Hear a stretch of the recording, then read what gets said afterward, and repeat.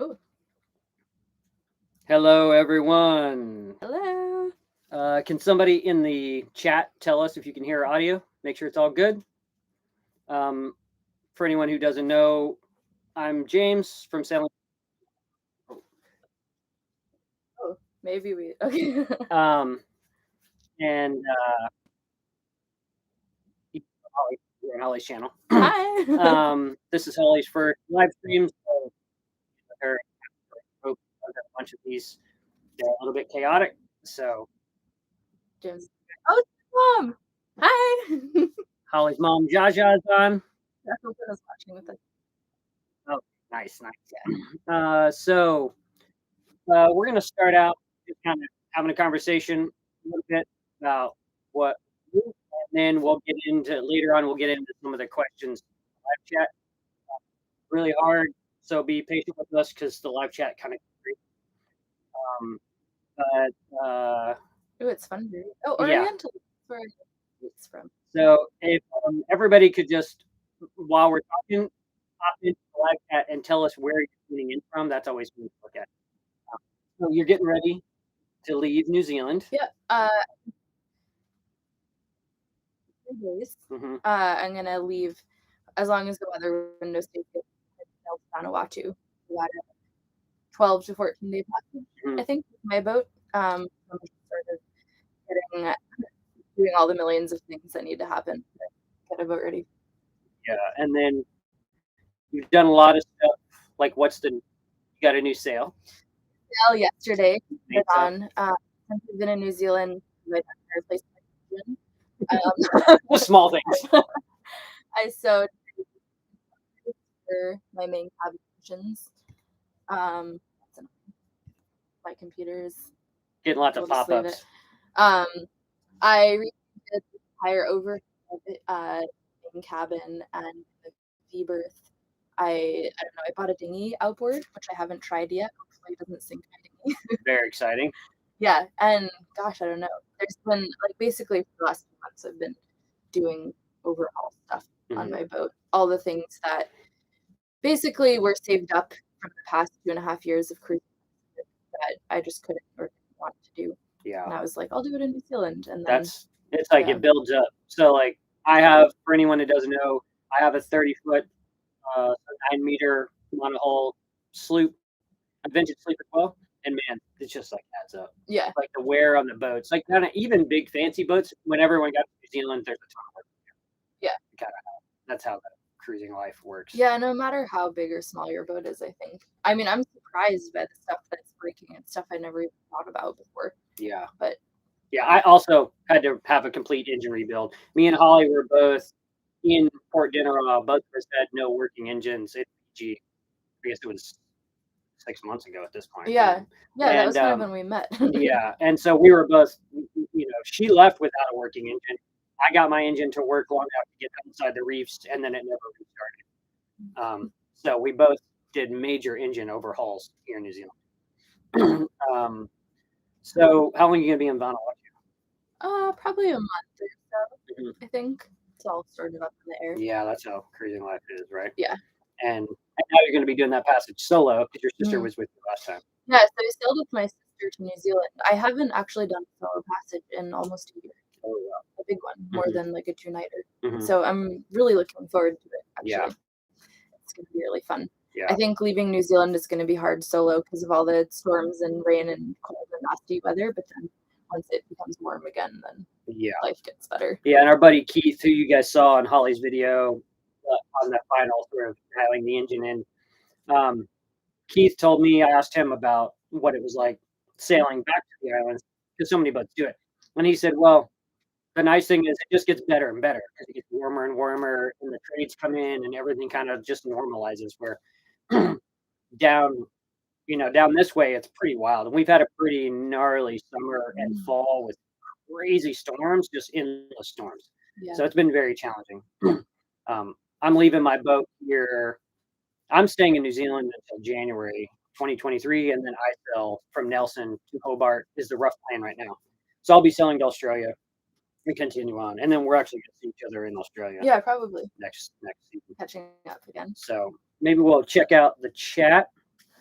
um, James is not even paying attention to the chat room. Ooh, yeah, this is exactly what I said 7 minutes ago, that we weren't going to look at the chat because we were going to be talking first.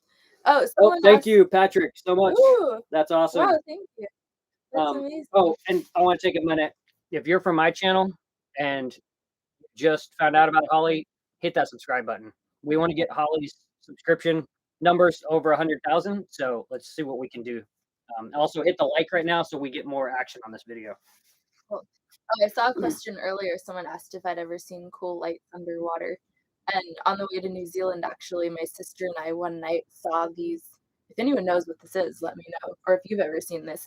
But it was these balls about this big of greeny blue glowing stuff that were just shooting out the back of the boat in this like tumbly wake, in addition to the regular I think biolume. it should be jellyfish. Okay, that was my guess. Yeah. But it was so cool. It was like, I don't know, giant confetti or something. That is insane. I sailed through a big patch of those off the California coast in 2015.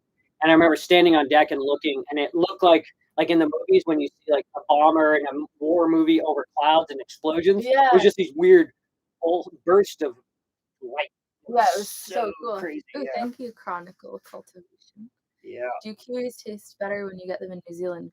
Oh, I have so many kiwi fruit, and they actually they last a long time too. When I provision, I'm gonna buy a bunch. Green. I've got this batch almost 2 weeks ago, so I think I'll be able to have a kiwi a day on the whole passage up. There's golden kiwis, I think I've been buying, which are different than the greenly innarded ones, and I think those are really delicious. There's like some little weird fruit that's here. Have you had it? Janae got me some. And they're super sweet. It's just a candy. Those are the feijoas? Yeah. Yeah, those are really those good too. are crazy. I never even heard of those. No, I've only heard of them in New Zealand. Yeah, they're so good. Avatar jellyfish blood. Yes. I met your uncle in Anacortes. Ah, that's so cool, Scott. That's amazing. Maybe he meant the kiwi bird. I've never eaten a kiwi bird, yeah. Still on the list. Might have meant a kiwi human also. Might have been a cannibalist. Endangered species dying list. One cool thing, me and Holly just literally 15 minutes ago, just finished an interview for my new podcast called Yarns. And that will probably be coming out next month. I'm going to do them. I've made, I think, 7 interviews for this first podcast. That'll be coming out as a video format and as an audio format. So keep an eye out for that. It was a fantastic interview. It was fun. Yes. And yeah, looking forward to sharing that with you guys. Oh, you guys are leaving for Vanuatu from Marsden Cove. Nice. Come say hi when you find me there. I'm enjoying a mug of Dandy Blend while I watch. Thanks for the recommendation. What's that? Oh, Dandy Blend is awesome. It's like dandelion. It's fake coffee. Make your dandelions. So like at night when you want a cup of coffee, but you don't want to. It's fantastic. Sarah turned me onto that. Do you know Laura Decker, as your stories have a very strong similarity? I definitely know of her. She's a very cool lady. Definitely personally true. What else? Do you both still post your real-time locations? I do not. James does. I do, because no one really cares about me. He's here. I'm here on Holly's boat. I'm on my computer checking out the chat. That's what I'm doing right now. Oh, you want another dance party with no effects? I will if I get I'll do another dance party. That was like. Was that when you were inside the reefs of Fiji the day you left and there was no wind? No, that was when I got becalmed by the Galapagos. Oh, okay. Yeah. 36 hours on the helm. We do eat mutton birds. Oh, interesting. I don't know what that is. Need ideas for refrigeration. Yeah. That's definitely been a learning curve that I've learned a lot about. What I've found, the vegetables that do the best out of the fridge are eggplant, believe it or not. Actually, 2 in the fruit basket right there. And then carrots, if you wrap them in newspaper, they do pretty well. And then obviously cabbage, onions, potatoes. And then I think the trick to not having a fridge is just accepting that there's certain foods you're not going to be able to eat because they don't last, especially in the warm out of the fridge. So in New Zealand, where it's cold, I've been enjoying stuff like yogurt and milk that comes in a carton, all liquidy and not powdered. and cheese, but I know that as soon as I get back up to the islands, I just can't have those things, and that's fine 'cause a lot of the island people that I meet don't have electricity, so they don't have so I just live like them, and that kind of makes it more of an authentic experience. Well, and even finding provisions, like in the Tumotus, Yeah, it's hard. finding eggs was like finding gold. It's like, oh my It gosh, there was eggs. But eggs last That's ages. true because they don't refrigerate them like they do in the States. Yeah. Like fantastic. And if you flip them, I have a flip egg sign. If you flip them in the warm every few days, I flip the box and they That's the other thing I found. Bread in the tropics, yeah. it lasts a couple of days. That's I use tortillas I use tortillas and too, crackers. bread. Yeah. Crackers with tuna fish because the SAOs. bread just does not last any. I can't get through a loaf of bread. Yeah, me neither. Yeah. Even down here though. I'm gonna post a link in the chat right now about a documentary made about Holly's parents, Dave and JoJo, about their sailing, and Holly and her brother and sister as they're young. PBS did a documentary about them. Holly was born. If you don't, you may already know this, but for anyone who doesn't know, Holly was born here in New Zealand while her parents were circumnavigating on a Cal 25, a 25-foot boat, which is like 7 meters. It's actually smaller than this boat. Mhm. So I'm gonna post the link right now, and you guys can bookmark it and then go back. It's like pay-per-view on Sailing Channel something or other. I can remember but check that out. Her parents also wrote a book, so you can look up that as well. But check out that documentary if you want to see young Holly being wild and her even wilder parents sailing around the world with small children, including going to the Arctic and stuff. Really cool. Oh, someone asked about early furling. I do want to convert, but I didn't do it in New Zealand because I just didn't have the time. It takes a while of you not being able to sail your boat to convert to early furling, and I just didn't have that big of a window. So I do still have hang on, which I'm increasingly liking less and less. But Very hard. yeah, it's a lot when especially when you're the one doing all the sail changes. But it's reliable and it's fine and the sails are good. So yep, still got that, but do have a new boat, which is amazing. Which will make a huge difference. I remember I was gung ho about Hank on sails because you can or whatever. And when my mind was changed, I was on a buddy's boat. We were in the Oland Islands. I was on the bow bringing the sail down, and I was being thrown in the air, trying to get the sail changed. I was like, roller forever. Yeah, you take waves over your whole body when you're up front. So brutal. Yeah. And I've had my sea boots are really slippery, I've discovered. So when I go forward, I either have to take them off or just be really holding on to stuff. Yeah, but it does work. Sure sails the boat. That's kind of all we want. That's true. Yeah. Somebody asked a question earlier. I think it's a pretty common question that we both get asked, and we actually do this in the podcast about loneliness at sea. Do you want to talk about what we were saying about your perspective on loneliness at sea? Yeah, it's just something I've talked to a lot of solo sailors about too. At sea, we're in our happy place, but we do get lonely when we get to port and we want to spend time with other people. And that's when having buddy boats and friends is an important part of the thing. But yeah, being at sea alone is awesome. It's like a feeling you don't get anywhere else. It is. I love solo ocean passages, but I'm with Holly. When you get to these gorgeous places and you're alone and you don't have anyone to turn to and be like, can you believe how amazing this is? That's when it's a bummer. For me, the perfect equation is me doing all the solo stuff, the ocean stuff solo, and then having friends or family join me in different spots for a week or two of cruising, and then getting to explore with people that you love and enjoy their company. So it's really difficult on a small boat. You have to really be able to mesh with the person to be able to be like, okay. Yeah. Ooh, I got a question from Kevin. Hi, Kevin. Big challenge. I would say, for me, I think it's just logistics. Sometimes it gets really overwhelming to deal with everything by yourself when I'm thinking about, all right, I need to clear out, so I need to do that paperwork. I need to do the clear-in paperwork. I need to provision, but I also need to work on the engine and edit video and clean the hull. And it's like all these different things and all these different worlds kind of colliding at once. You're the only person who's doing any of it. Yeah. And it just can get overwhelming really quickly. So I would say that's one of the biggest challenges is just kind of the admin stuff, not Yeah. having someone else to like, okay, well, you're provisioning, I'm going to do this, and then everything gets done at once. You kind of have that support. So I think that's hard. But once you're out, I don't know. For me, getting ready for a passage is always really stressful, and I'm running around. And then it's where it's like this big sense of relief because everything is just like you've done what you can do, and now you're just with what you have. Exactly. I found too that it's like the more ocean passages you do, the easier it gets.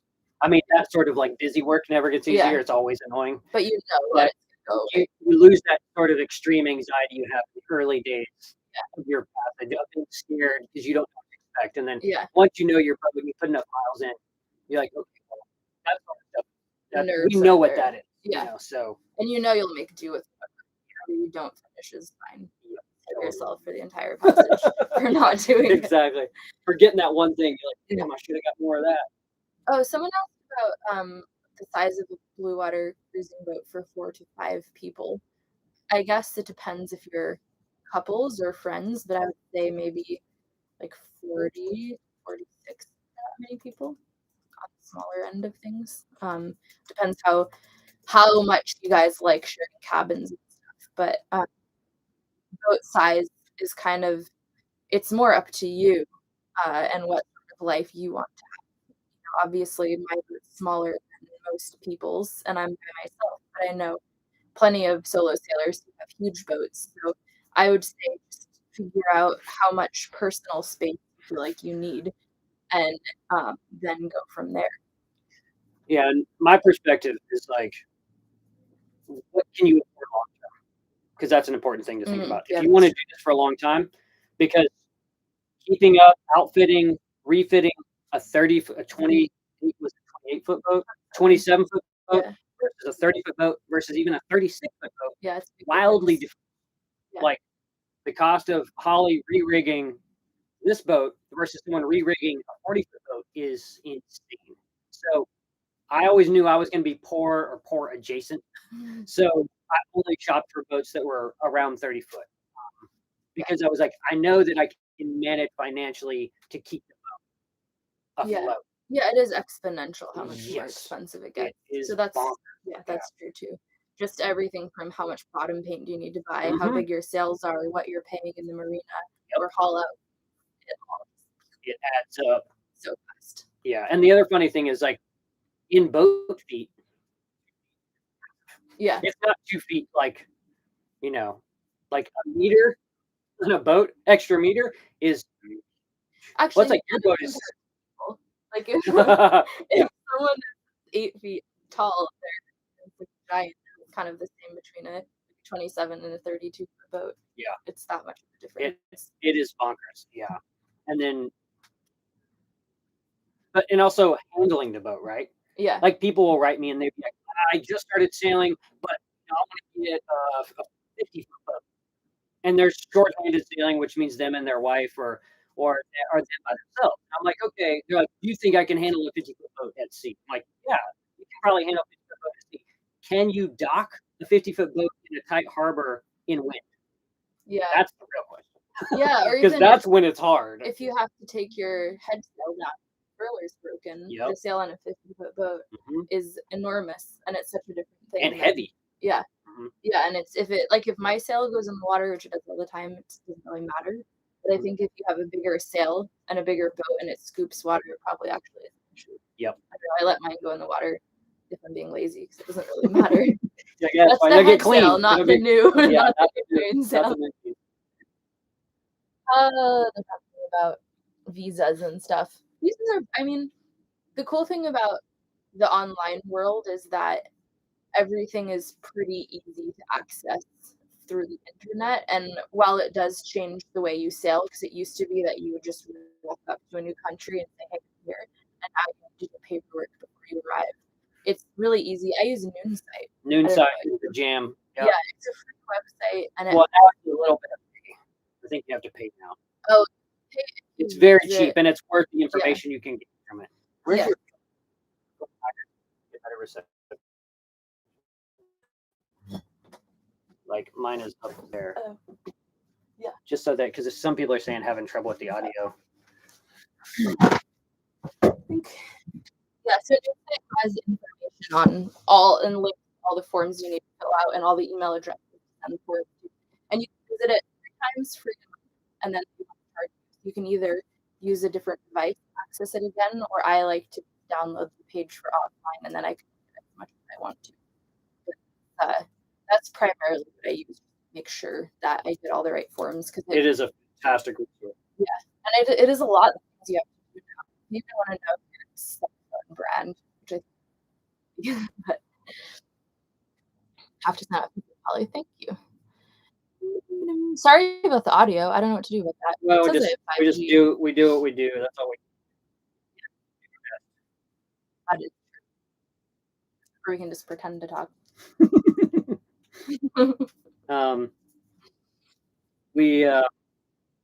We're tethering off of phones in an approaching storm in Papua at the moment. So. Yeah, there's another storm. 5-gallon bucket of eggs and hydrated lime. Whoa. If I had space for a 5-gallon bucket of eggs, I definitely would do that. Will you hit Madagascar? Maybe. I don't know. I don't really know what route I'm going to take after Australia, but one of my thoughts is Good Hope and then Madagascar. Definitely somewhere that I'd like to visit if it's safe.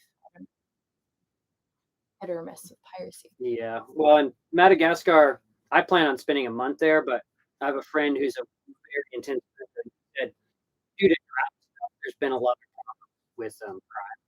So when like we were talking about, when I get to the Indian Ocean, then I'll decide what's stick. I would like to go to Sri Lanka too, but it's politically. It's tricky. Everyone on this boat, I wanted to do that. I will be for sure. For sure, I will. Watch his channel. I did find him a Canal, and I was very, very happy with that. Well, see, this is another thing which Holly's so modest to like completely bonkers information about herself, and maybe you know this if you watch her, maybe she's addressed on her channel. She worked in Chile, going back and forth to Antarctica, so you know that region. Yeah, I guess I very well. You have firsthand knowledge. You're like, no, I don't want my boat. I think probably 5 or 6 times a year I would cross the Drake Passage for 4 years. Yeah. And no, I guess it has to be an even number because you can add and then you come back, so probably 6 or 8. Yeah, I mean, it can be. We used to call it Drake Lake when it can be totally flat. I spent Christmas just a couple 100 miles south of Cape Horn one year, and it was mill pond. That's flat. the same thing. Yeah. I learned to sail with Captain Sylvia Bull on a high latitude boat in the Orkney Isles, and she had worked sailing, running charters out of Chile to Antarctica, and she said she'd done Cape Horn 5 times and never seen a storm because she always picked her weather window. Yeah, she's like, she wrote out tons of terrible storms near to there, but she was like, we didn't go out and use. Yeah, we did on ships. We had this rule: if you couldn't stay in your chair, then you have to work. Sometimes we would get in these huge seas, like 70 knot seas. Wow. And we had 2 captains. One of them would heave to, and the other one was just like, nope, we're going. So we had beam seas 35 feet once. And I remember sitting on the floor on the rug in my cabin, and I was like, I couldn't sit in the chair because I would fall over it. And the entire rug slid across the floor with me on it. Door. Like, where do I go? That is so funny. Yeah, and then most people just wouldn't get out of their beds. You'd go to the galley for meals and people. Because everyone's just toasted and sick and that's like not interested. Celia told me about they sailed to South Georgia and they saw 60-foot seas, and she said everyone was sick except the captain, who was a Frenchman. He was smoking cigarettes at the helm, just like no problem. And she said it was like you would get on these, and they were a long period, but she said you would be on a mountain of a wave looking 60 feet down into the trough. Ooh, yeah, I used to stand in the stairwell when we were going up because it was a 5-story stairwell to the bridge, and my ears would pop when we came up and down the waves because of the pressure. And then you could kind of, on the stairs, you could lean forward, and when the boat was going down the wave, you could just move your legs, and the stairs would move under you. Oh my gosh, it was like a built-in, poor man's escalator. Yeah. Exactly. That is so. Oh, someone said they lowered the video audio seems better.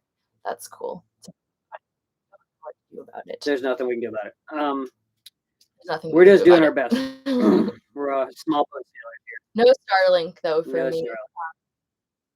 Yeah, I don't think I'm gonna do that. I like to have the freedom of not being in connection when I'm at sea. Exactly. I basically just talk to my mom. That's it. That's it. Like, I have a short team. That's who I communicate with. There's like 4 people on the planet that have that plan for. Yeah. Yeah, I just get 140 character texts, and I get weather, and my mom says hi to me, and that's all I want. What else? Do you HF radio on Passage? No, I don't have that. Starlink is expensive. Yeah, some people are saying it's cheaper than their Iridium subscriptions. That's why they're switching, or it's a similar price, and then you get more for it than Iridium. It was You know? last month until this month, but now everybody got using the RP package of Starlink, and now insane prices that they're charging because everyone, a bunch of people got an email. It was like, we're going to charge you $2,000 a month, but there's different package plans based on data that you use. So it's not a free, it's not the Wild West that it was for like a couple month period. Now it's a different. I mean, I would consider getting it because it would be so good for uploading videos in remote places. But I just, yeah, I don't know. And at sea, I would turn it off. Yeah. I wouldn't use it because I like that solitude as Yeah, I well. like it too. And just read. You're at one with nature. It's a different thing. I'm blown away too, Chris Butler. It's cool. Have you still seen him lately? No, I ran into him in Fiji back in Thank you, Mark Powers, for hooking up Ollie. back in some time ago, but I don't know. I'm hoping to catch him in the boat, though. He moves pretty slowly. I move slightly less slowly, so. Have either of you gotten homesick? Yeah, sometimes I miss home, but more than the location, I just miss my family members, but they're pretty good. That's the hard part about this life, though, is not being close to family. I think it's one of the hardest things. Yeah, I don't get homesick at all. But me and my brothers interact daily online, and we all live so far apart. I live near my baby brother, but we didn't see each other often enough that it was like a regular. So for me, I don't get homesick at all. Is YouTube the main source of income?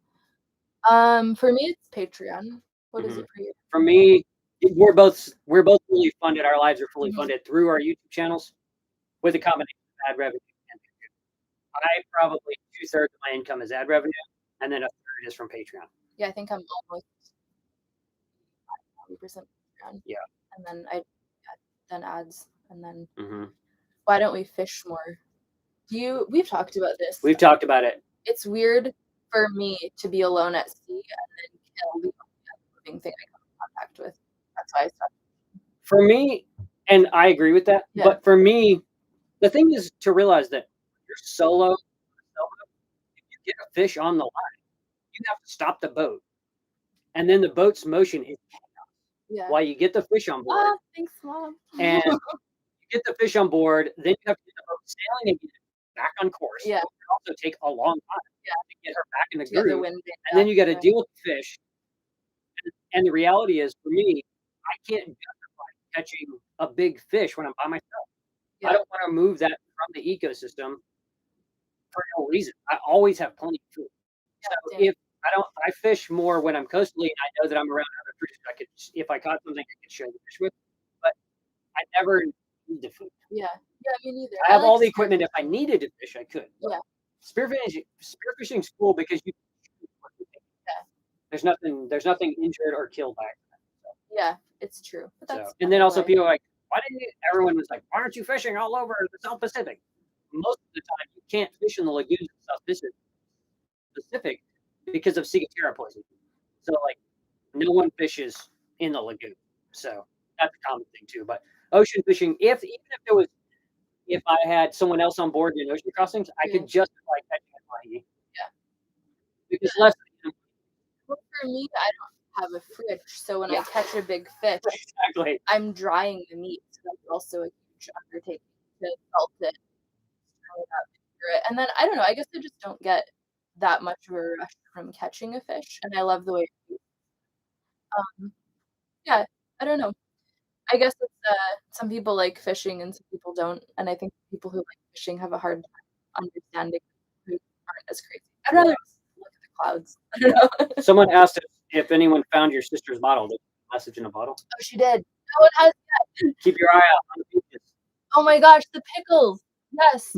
I think they were man, I can't remember now. I think it was some I need to get another giant jar of pickles for this message. That's a very important thing. We knew this was gonna happen. Me and Holly are not dating. Yeah. We're not lovers. We're good friends. Everyone that keeps asking and acting like we're being like abstract about it, that's not the case. Ooh, Oh yeah, awesome, thanks. yeah. And again, if you're some of my people from my channel that don't follow Holly, please subscribe to her channel right now. We get her to 100. Oh wait, there's someone who's moored about 100 meters from us. Come That's say awesome. hi. After the live stream. After come say hi right here, right now. What else? What else? Catching a single tuna would produce meals. Yeah, definitely would. But you know what else produces meals? Canned beans. Ramen in terrible seas is my best. Where are you guys from? And you're from? I'm originally from New Mexico, but I haven't lived there since the early 90s. But I sailed out of Los Angeles. And you left. Yeah. Yeah, that's from me. And you left in 2018. Yeah. And I left to circumnavigate in 2021. How well stocked is your first aid? Mine is very well stocked. Yeah, I have Band-Aids and a thermometer. I have my former in-laws were surgeons, and they put me together a Pelican case. That's the world. That's very cool. Yeah, I also James, I'm binge watching the channel. Oh, thank you. Awesome. You should also binge watch the channel. It's very cool. Is Holly vegetarian? I don't know. Pescatarian. Yeah. I was vegetarian from 1988 until 2001 when I left Hawaii. I started being in the place we're going to be and knowing that I would have to fish to supply myself with food at some points. If I ever went back to land life, I would get vegetarian. Yeah, I'm the occasional meat thing, but mostly I don't. One, because I don't have a fridge to keep the meat in, and two, because I don't feel like I need to. A sailor from Mexico that's like a sunbather from Alaska. Yeah, it's pretty absurd. That's hilarious. Well, actually, my friend Olivia is from Arkansas, and she's still sailing. Yeah. So there are some it definitely happens. Well, I think even like the winds, I think, are from like Arizona or something. Well, even like Brian from Delos, I think he's from Arizona originally. What did it feel like sailing off the first time? So fun. I was so excited. I sailed right into a storm in the Gulf Stream and had to heave to with breaking waves. But and my boat leaked a lot. But I was just really excited about it. I don't know, it was fun. It was like the culmination of this grand adventure that I had been dreaming of for so long, and it's finally happening. Yeah. My first solo was I left LA and in like 35 knots with it. Nice. And got my ass kicked. Yeah, me too. And I laid in my berth and I was like, the sounds were so intense. I was like, is the boat gonna you know, can she withstand this abuse? Yeah. And now I was thinking about this on my last passage, which had some pretty gnarly situations. It's like the sounds my boat is super tough, just like the geckos. Yeah. So where now the sounds, you don't even hear the sounds because you know the boat's not gonna break apart. But I had my first passage to Hawaii, my wind vane failed, and it was like a 500 nautical mile round trip where I had to head back. Luckily, I hadn't gotten in the tree, so I was able to turn back and return to California. But yeah, I'm glad I did because it made my wind vane break. I'm glad I left in terrible. Yeah. It made it break sooner rather than later. But I would not leave. No, that's the thing. The first year I was leaving anything. Yeah, exactly. I was just so gung ho about it. Yeah. Maybe I try to leave in really light days, even if I don't clock big miles, and then get back into the and then I'm game for whatever. Yeah, although I think I'm gonna be leaving in nasty weather. Yeah, but you kind of need to. How hard is it for you to sleep at night underway? Usually the first 2 nights out, I don't sleep very well because I'm just recalibrating to my boat, and then I get tired enough that I am able to sleep, and then I kind of get into the groove, but, yeah, it's always I don't know how it is for you, but for me, it's always a challenge at first night or 2. It's not a challenge for me. But me and Holly have very different sleep schedules. Yeah. She sleeps shorter increments. When my AS is working, I also have an added benefit. My older brother sends me shipping reports in the morning and at night for him on the East Coast. So we plot any ships that are going to come within range of me, and I set alarms specific to those ships. So I have a heads up on a lot of known ships. And then with AIS, starting at 9 p.m., I sleep for 2 hours, and my alarm goes off every 2 hours. I get up, check my course, look for shit, lay back down, right back to sleep. And you do 45 minutes, you said? Yeah, 40 minutes, because I don't wanna get into too deep of a sleep, Right. and I'm also a sleepwalker. Mhm. So if I get into too deep I'm a sleepwalker too. I've Yeah. woken up trying to get out, which is scary. The first 3 months that I was out, I was so nervous about anchoring. I sleepwalked every single night. I'd wake up, I would get out of bed in my sleep, turn on the depth sounder, and I'd wake up in the cockpit staring at the depth every night for 3 months. When you first left? When I first left and I was first anchored.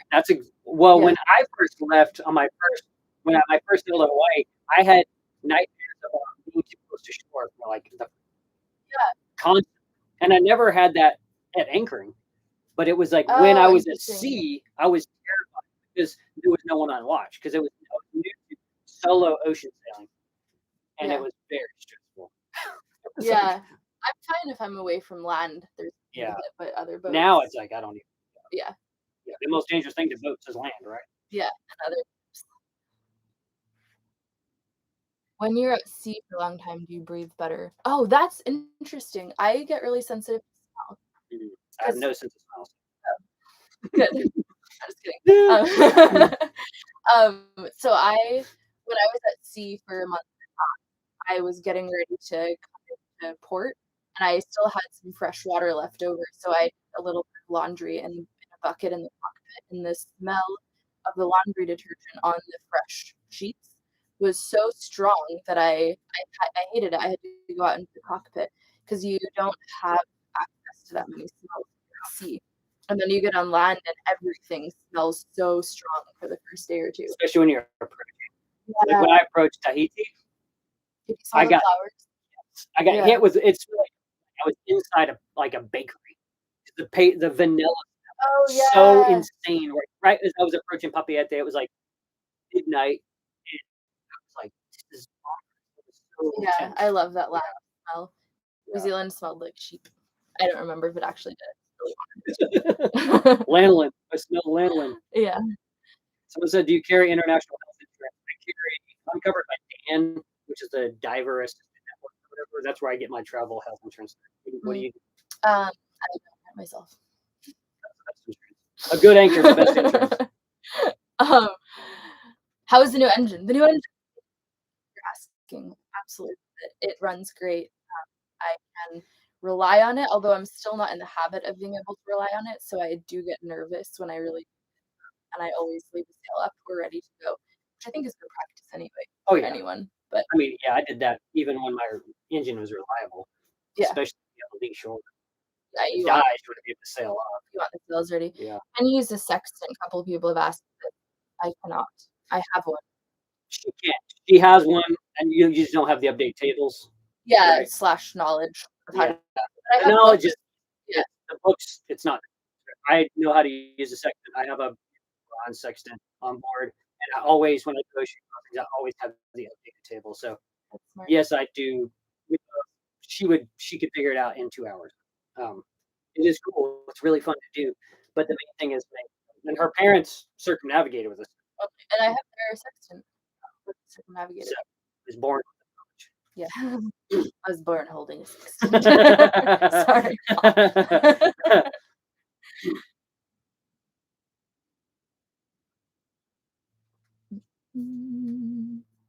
Will sailing be the rest of your life? Yours, you sound like. Yeah, I don't plan on ever living back. If I did, it would probably be on, like, a goat farm in Chile. Yeah, see, that's the thing, if I ever move to shore, I wanna live on a really remote farm somewhere Mhm. and that That homestead would be like thing. yeah, exactly, like, totally off grid, Like which is a the same thing as boat wood-fired life. hot tub Exactly. in the trees. Sam Holmes, yes, I know Sam very well. Sam bought his boat 2 slips from my boat, Tritea,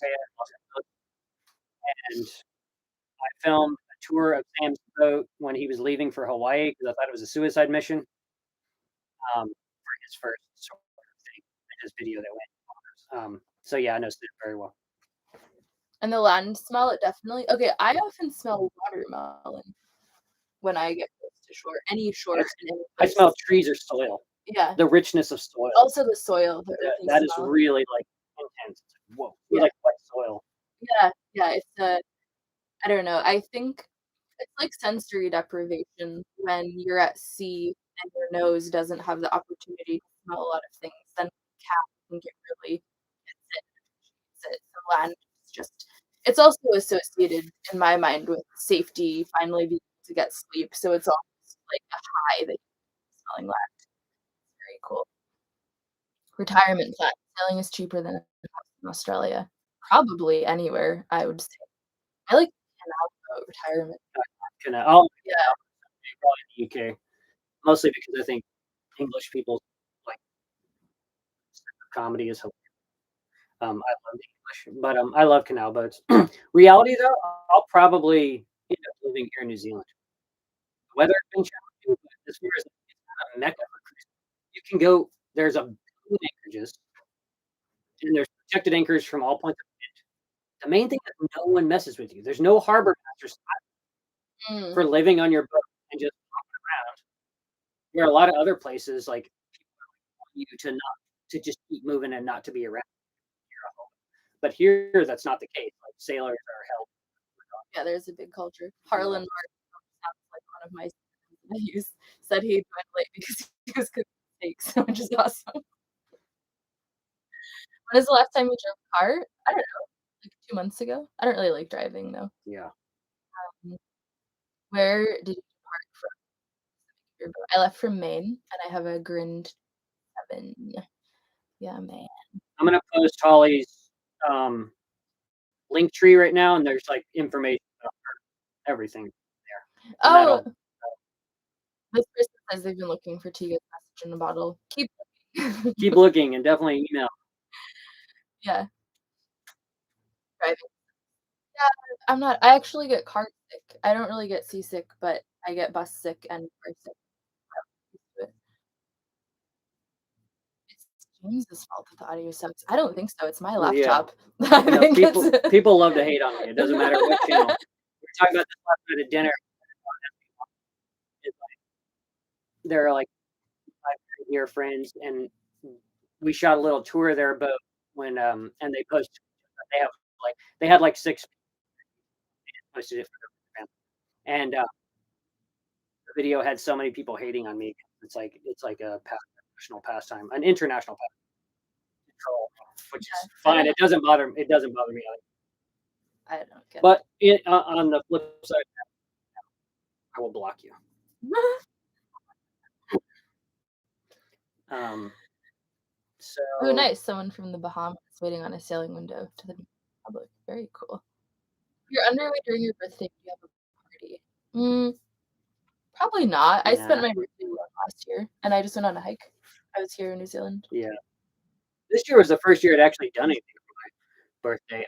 I went to Tiri which is a bird reserve island here for a few hours with my friend John. And then we like ran back to the protection. Went to Gulf Harbor. You showed up there like 2 days later. Mm, Went to Gulf oh, Harbor yeah. as 20 knots arrived, and then went on my friend's Rolla's boat and had a birthday cake with them, and just chilling out with good friends. Is it hard to find environmentally friendly soap? I use Dr. Brock, That's all I use. the peppermint one, Yeah, and that's very environmentally I friendly. love it. It's great. Yeah. Um,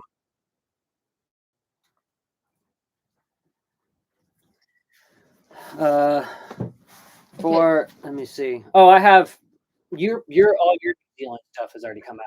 All your Oh, the passage. passages, yeah. So my passage to New Zealand video, I do long format for my passage videos, so they're an hour long. Just the new ones, and it's me sailing solo from, which was a challenging passage, more so because of the calms.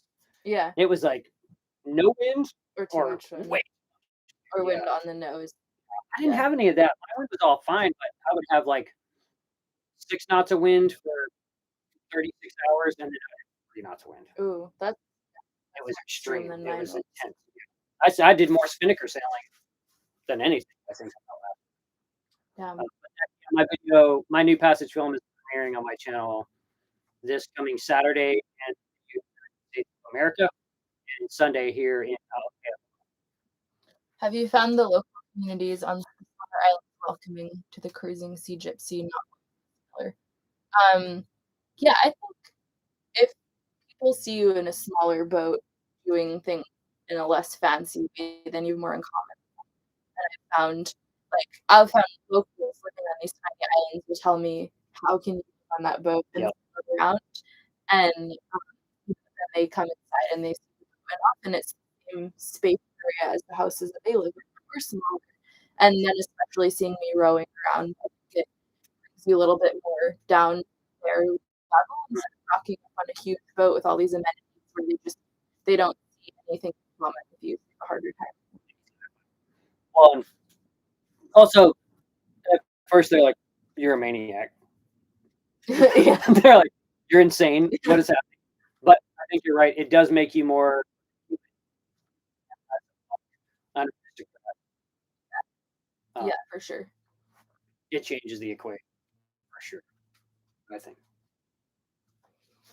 Would you call yourself extroverted introverts? Yeah, I actually do call myself that. I'm introvert through and through. I'm just really good at faking it.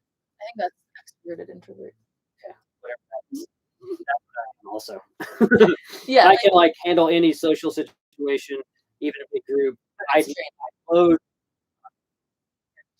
I will sit up till 3 in the morning talking to someone about their passion. I don't even know about their passion. If someone's passionate to me, passionate about something, whatever it is, um, I'll sit and like have a beautiful conversation with them. But small talk at a house party, I would rather jump off a cliff. But even still, I can do socializing. But after literally, I'm exhausted. Yeah, me too. I'm just like, I need silence for 2 days. I've started embracing because you do meet a lot of people cruising, and you have a lot of small talk conversations. And what I've started doing is to say I just don't say anything. Yeah. And embrace the awkward side. That's funny. Yeah. I'm like, I lived in LA so long that LA is like, there's a good majority of Los Angeles that are. So my strategy is I just questions because in LA and most places people love to talk about themselves. So that keeps me from ever having myself. Yeah. I just constantly feed people questions. Ooh, what is your best advice for protection from the sun? This is something that I think about every day. I don't have a bikini or anything on my boat. So I'm a big fan of long sleeve sun tops. And then I do full face, hat, hood of the sun top, and then if I'm outside a lot, I'll do leggings. And I think like physically from the sun, my body, and then through my face, I'm always zinced up because you're in the sun all day, every day. I just try to avoid it as I can. I'm not sailing because it's much. I feel like I have too much sun and I don't want it. Like I always seek out the shade. I'm the same way, especially if I'm going to be on deck in any length of time. I have a bunch of tech shirts that have UV ratings, and I wear tech shirts and try to cover my legs. I wear a big hat, and that's fine. But again, that's only if I'm out for a really extended period. I have a sunshade that I put up when the wind allows, but I've gotten sunburned through that because it's just I made it out of my old mainsail, so it's Dacron, and I've got burned bad through. I do too. My sun. I think it's because the water. Because the first day I rigged up my sunshade, I was like, "Oh, this is sweet. I'm in the shade," and I got a full body sunburn. Me too. I got burned really bad. I was like, "Wow." Yeah. So it helps, but it doesn't help at the same time. you ever had terrifying moments? Terrifying. Terrifying. I don't know what I've had kind of ocean, but I've never been terrified. I think this is a tricky question to answer because the more you've been exposed to kind of what would be considered terrifying moments, the less terrifying it becomes. Yeah, that is true. So I think it has to do with your experience, your exposure, and knowing that you trust the boat. Yeah, and it's what The you boat do. is the big. Yeah, it's what you do with the situation. Like, there are times when I'm scared, but it's what you do with fear, right? Mhm. If you let it paralyze you, then it's nothing's gonna happen. Yeah. But I've had times where the wind picks up really fast and I just broke out, and I have to go forward and change the headsail and main, and the boat's way heeled over, and I Mhm. talk myself through it actually, and I just tell myself step as I'm doing it, and that calms me down. I've Like, talked to of other course. sailors, even short-handed sailors. They said when they're doing that, do things in a mechanical way to where they always the same order. You like have to do it in the same order, and it's a pacing thing. The big thing with solo sailing I found is that you have to dial everything back to rush Yeah, yeah. because that's how you do it. So you don't rush, you don't hurry, you just calmly work through to Yeah, I have a rule that I don't leave the way without pausing for a second just Mhm. to am I wearing my harness? Am I clipped in?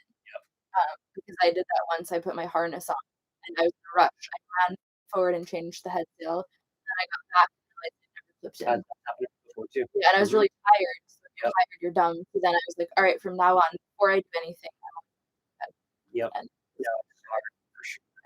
I mean, I've had situations my boat has pretty low freeboard, so I've had more than one situation where it's so hard that my my my jib sheet on it oh, was underwater. so I had to scary." reach into the water and find it, and I just let it flop, make the and then spill the main to have the boat stand up so I could even see any of the hardware. Ooh, Because my headlights were underwater, the boat was completely I was basically knocked down. not I wouldn't say I've been knocked down on a race boat before where the mast almost touched the water, so Yeah, I would never say I've been knocked down in Titania, but very close. yeah, Like when I spill the main, the boom is in the water yeah.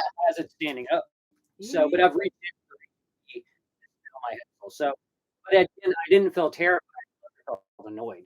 Yeah, because when you're the only one who can time to feel scared, you have Yeah, to just do this thing. But maybe if I was a passenger on your boat and my only job was to sit there, yeah. like, then maybe I would be scared. If I had to trust someone else, I'd be very terrified all the time. The only time I've experienced what would be associated with like really fear was I lost all I lost my rudder between LA and Hawaii. I lost my steering. My rudder broke, and I was adrift for 1,000 miles from China. And on my second dive attempt to try to secure a line around to be able to steer with, I was in so gear, and it was impossible. The boat motion, the boat was still sailing like a knot, but I was holding onto the side, trying to get under the boat. Oh no, am I gonna be able to get back on the boat? Yeah, That's the only moment of where I was really scared because I was like, I'm alone, and what if I keep yeah, I got out of my gear, pulled myself back on with the last of my string, and got the scuba gear. That's the only time, and that was like, okay, I'm never doing anything totally bonkers, like, you know. is there gonna be a recording of this that you can upload later? Yeah, this This will be stays around, right? yeah, and even within 24 hours of this live stream coming up live, yeah, you can see Are you gonna fit missions? Yes, I already have. It's people. great. It's really awesome. It's just like it's supposed to my script. I don't know what any of those boats are. I don't know anything about that Yeah. disappearance either. How hard to cruise the world is a pothead. I'm sober, so Doing yeah. Um, How much for the new key of your boat? Oh, I had one lying around. I came the new end. Yeah, I think I saw some at Mexico for like 20. Whose boat is faster? How fast is your boat? I'm always the slow boat. My boat's probably faster with my new sails. Would be my average cruising speed is 5 to 6 knots in the trade. Definitely. And then trades are kind of happy. I think that I'm doing more than 7.5 knots for 20 minutes down because the boat fills. So A doing little, more than six and a half. So my boat's happy when it starts getting around 7 knots. You know that feeling when it starts to feel like just not safe. Things go wrong bad. Yeah. Yeah. And then for me, getting the head sail down, I'm overpowered is a whole different sort of job. When I'm, yeah. So I tried it. But also with the wind vane, if you're overpowered, the wind vane's not going to see you. Yeah. So actually, get better. You have to balance your boat. You have to have trim. Otherwise, you round up every gust, and that's another way to tell if you're overpowered. Because often when you reduce sail, you just usually, almost always, you don't lose any speed. Yeah, a flat boat's a fast boat. If it's filled over too much, it's digging water. And here's a monitor. I have a hyper thing. Now, here's a question. I just let her run off in. Oh, I do. I do. And when she's back, then she just goes back on her. For me, I keep to hand because it'll wrap to the wind. Yeah, my hydro vane, she just every squall, I'm sitting in the cockpit in the rain. No, it's exhausting. Thank you, Holly. That's awesome. Yep. I like to hear that. Now, when I go back through, maybe, probably not with this boat. It was quite the struggle to get through the Canal. Did you sail through? I did sail through. I couldn't go 5 knots with my engine, and which is unheard of. I just got really lucky that the advisor let me go. And I was also hand starting my engine through the Panama Canal because the starter motor broke the day before I was supposed to go through. When I started, one of my friends helped me out with that.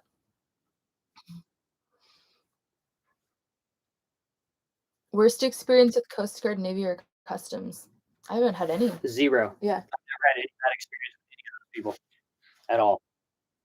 Actually, the most annoying customs experience I had was American Samoa, which was beyond. Every place I've been, I love the Coast Guard. I'm grateful they're there. An amazing thing, and I think water makers. I do not. No one needs a water maker. I guess if you had a family of 5, I could understand wanting a water maker. I'll sell for. Yeah. No one needs a water maker. You just need a good water system for when it rains. And and just being prepared. Like, I don't even do rain catchment. And I've sailed almost 9,000 miles and never ran out of water. I've gotten down to my last couple of gallons. Yeah. But something always happens. Yeah. Get better. But yeah, it was when I was in the motors and it was raining and I couldn't get water. That's the hardest part. Yeah. But I'm really careful. I only drink it and I shower in salt. I just stay healthy. Cook in salt when I can. I wash my dishes in salt. So I really don't use that much fresh water. Yeah. Especially at sea. Yeah, I wash everything in salt water. And then I allow myself, I have like a shower nozzle in my, every Sunday I allow myself to wash my hair and do a simple wash off. But that's it. Otherwise it's just drinking. And even cooking pasta, I do 50% seawater, 50%. Yeah, I do 100% seawater. And you don't need to add any salt to any. Yeah. And then you also drink a lot more water. No, I'm just kidding. How did you learn to repair engines? When it would break and I needed to fix it. I knew nothing about engines when I first left, and then mine was a very good teacher because it was just continuously. They want us to scoot it closer. We'll see. There's nothing we can do about the audio, so we're just doing our best. Yeah. So whenever it breaks, then I learn about that thing, and then I know how to fix it, and the next thing breaks, and over 4 years, enough has broken on my engine that I have a pretty good idea of what's going on with it, and also just a lot of it's just having the confidence that I can figure it out. But and then, using the resources around you. There's always someone in your anchorage who knows about engines who can come. I've had so my engine, and then I'm just participating, and then I know the next thing. So mine's simple, a tiny little What else? guy. Okay, you got better when you were closer. Oh, that's good. We're doing our best here. Yeah, but I guess if you watch the fact as well, if you've missed anything, Yeah. I'm better. Hopefully it's better. Is there any rum on my boat? Definitely. I keep my rum in the lab. Really? Nope. Customs doesn't look at it. Yeah, but now I have a dinghy outboard. So back in the I'm going back to the States for now. It looks like almost 3 months. I have a kind of travel schedule planned. I'm flying back, keeping Tritea in a marina here in New Zealand. I have a boat sitter on board, and I'm flying back to LA and a meetup there, possibly in New York City and San Francisco. All that stuff, the details we worked out. And then I have some exciting sailing that I'm going to do on the East Coast that I can't talk about. I'll be announcing that. Yeah, on Instagram and on YouTube and stuff when the time. I'll be in the States, and then I'm staying in New Zealand with my boat all year, and then I plan on sailing from Hobart, or from Nelson, South Island, to Hobart is the plan right now in January. So next summer here in the Southern Hemisphere. Do you ever call out when you leave your boat? Sometimes I do. It depends how long you leave it for. But yeah, if you leave it in the water, it's easier, but then you can get a bunch of growth on the bottom. If you pull it up, sometimes it's cheaper. It really depends on the situation. Oh, this person asked if we pickle and ferment things. I have tried to make kimchi before. It's actually easy.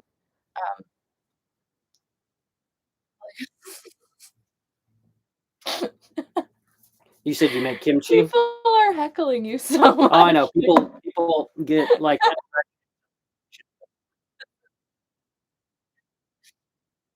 What else? We see James reading a lot. Do either of you watch movies or play games? I read a ton. And watch movies if I need to see them, but I like to be present for a lot of. Yeah, I don't watch anything at sea. I watch like mindless on my laptop at night to try to. I never stop working. It seems like so I force myself to kind of numb out. Yeah. I'm rewatching the whole Viking series right now, which I really enjoy. Just something to not think about. Yeah, you just need to take your mind off. But I don't think it's that important. I never do it at sea. I read at sea. I edit videos. Yeah, I don't do it all when I'm at sea because it's just lazy as human. So much done. It is crazy. Like I'll show up with like film home. Oh wow. When I reached Hawaii, literally all I had to edit was just, and the video came out a week later. Good. I'd run out of videos. I was longer than I expected. So yeah, mostly I write a ton. I guess I journal in the evenings, but if I just want to feel, I'm happy. Yeah. Yeah, I like the laziness. Yeah. I would really lean into that. I would love to be busy, but with me, it's like, I don't know. I think staying busy, they say the devil makes use of idle means. Like I tend to get dark if I don't stay busy. So that's kind of my way of like dark. Yeah, I like to explore my mind. I think my ideal day at sea would be sunny, like maybe 15 knots, and I'll just spend the entire day lying in the cockpit listening to music, staring at the clouds, and just thinking about things. Especially those conditions when it's been mellow before. Yeah. So the seas are really low. Yeah, and you're just like that sound. Just mellow, just easy. Yeah, heaven. it is. It really is. Oh, people compliment your writing style. Yeah, I have quite a bit public. I have an article out currently, Cruising magazine, it's current issue that's out now. An article in last issue of Yachting World. I had an article in January in Boat, um, 2 sailing books out, and I think they're sailing related that are out of print now. And I'm currently contacting literary agents to publish big 2 different big books that about this circumnavigation and about my situation from LA to Hawaii. Oh, thank you, John. Thank you. Awesome. What is my favorite diving spot? Oh, I will have to say the Toulouse in French Polynesia. That was where I learned how to dive. But I also did some dives with scuba tanks there. And I think my favorite dive was actually with my sister. We did a night dive with the sharks in the past. Go down at sunset and you watch it slowly getting dark, and then you have your little dive light and all the black tips and some white tips from these hunt, and it's like you're in a river of sharks. They're It's a everywhere. wall of sharks is what they call that Yeah, dive, they right? bump into you because they don't even notice you. It's like, and it was just such a magical experience. And we came up after that dive, and there was a full moon over the water, and we were just riding such a high for hours. We couldn't go to sleep. We were like, "This was awesome." Night dives are fantastic anyway, Yeah. even without those. Like Yeah. this, it's almost like so cinematic night. That was my You first just have night your dive. torch is all you can see. Yeah. It's so intense. It is really intense. And then Rangi, there's a wild dolphin pod, so you can dive, and they come up to the dive. They love interacting with you, and they're like dogs. They'll come over and they want to check you out, and they know the dive instructors. They'll go to them. Was that near to Kiora? That was the eastern. Kiora is an anchorage. That's cool. I can't remember the name of that pass. It's named after the village. Atulana? Yeah. Yeah. Definitely just for diving. Is there a warranty on your new one? I don't know. It's from 1979. I think she bought it on Trade Me or something. You still use your iPod. You know, I used an iPod for so long. I had the big classic one, and then it broke. Such a rad name. Thanks, bro. Let's see how many people we got. 439 people on. Make sure you subscribe to Holly's channel. If you're not already subscribed, we want to get your 100,000. And let's do more. Let's do more. Would you ever consider doing the GGR? I would not. I would not either. I mean, those people talk about crazy. It's so cool what they do, but I mean, no desire to do that. You could do it, no problem. Well, you could too. The thing is, like, the idea of sailing past all the magical stuff in the world does not appeal to me. Like, I'm trying to see everything. Something to go around the world to be like, I went around the world without seeing. Like, well, I think that doesn't make sense to me. They're amazing. They're super hardcore. I'm not taking me personally. I want to see everything. Yeah, me too. And I don't know. I don't think I want to be alone. Thank you not for that long. Thank you.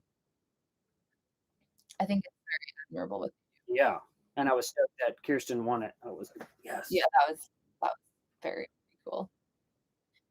Do you ever see a coastal cruiser that's like Catalina's out there doing crossings? Yes. I met an Argentinian couple in Fujianara. Oh, cool. That sailed from Florida, and now they're in Australia. Catalina 36. And no problem. Totally, especially if you stay in the trades. I think a coastal cruising boat, if you took it into kind of more wild places, you might have more problems, but trade wind sailing is very doable. Very doable. Yeah, there's also with coastal boats, you can beef them up to make them more ocean worthy. Like if you get someone who knows what they're doing to look at your rig, I think that's often where coastal boats aren't quite up to par. And my dad helped me with my rig, and we added spreaders, we added chain plates. A lot of the coastal boats don't have chain plates, and then you get problems where the shrouds where they connect to the deck kind of pull up on it.